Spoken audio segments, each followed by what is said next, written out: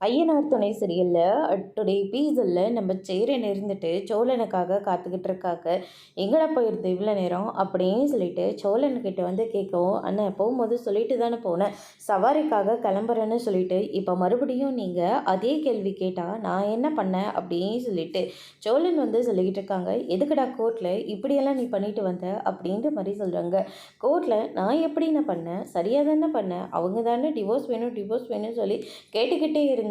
நான் ஒரு பொறுக்கி, அதுவும் பொம்பளை பொறுக்கி, காரில் ஏற வர பொண்ணுங்கிட்ட எல்லாருக்கிட்டேயும் பேசிக்கிட்டு இருக்கேன். என் கேரக்டர் சரியில்லை, என் வேலை சரியில்லைன்னு சொல்லிகிட்டு இருந்தவங்க தானே என்கிட்ட இருந்தால் அவங்க விடுதலை தானே கேட்குறாங்க.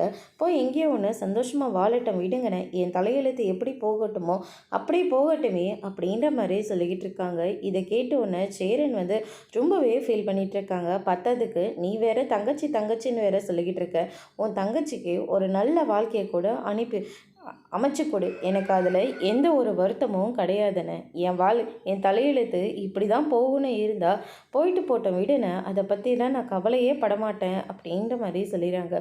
ஆசைப்பட்டேன் கிடைக்கல, அதுக்காக என்னென்ன பண்ண முடியும், சின்ன வயசுலேருந்து அம்மா இல்லையான்னு சொல்லி ஏக்கப்பட்டேன், அம்மா இருந்தாங்களா, இல்லை அப்பா சரியாக அமையன்னு ஆசைப்பட்டேன், அது இருந்துச்சா, அதுவும் இல்லை, என் வாழ்க்கையில் எதுவுமே சரியாக இல்லைன்னு, இது மட்டும் என்ன சரியாக அமைஞ்சிரவா போகுது அப்படின்ற மாதிரி சொல்லிடுறாங்க. சோழன் சொன்னது எல்லாத்தையும் நிலா வந்து கேட்டுக்கிட்டு தான் இருக்காங்க. அப்படி சொன்ன உடனே நம்ம நிலா வந்து ரொம்பவே வருத்தப்படுறாங்க. அதோட பிரமோ முடிச்சிருக்காங்க.